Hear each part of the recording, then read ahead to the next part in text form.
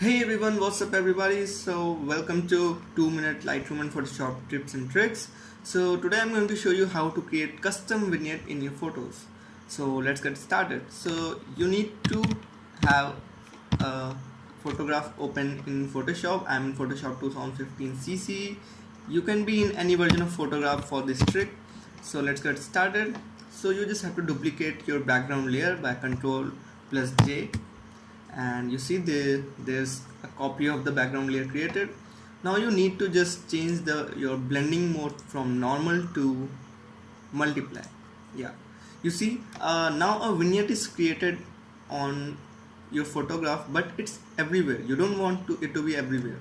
So what you need to do, so you just need to erase from those parts where you don't need it. So what we're gonna do, so just create a clipping mask, and now it's white, it's by default white. So white means it's applied everywhere in your photo. So what you need to do, just select your brush by pressing B and just take a black brush, it's black, and now keep hardness to 0% and opacity around 60 to 70% and flow around 70%.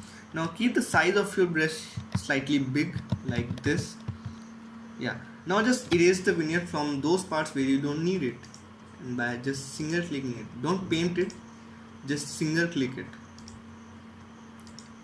like this. You don't want the vignette to be on its eyes, so I'm just completely removing it from the eyes and nose and teeth and maybe ears. I don't want the borders to be very black, so I'm just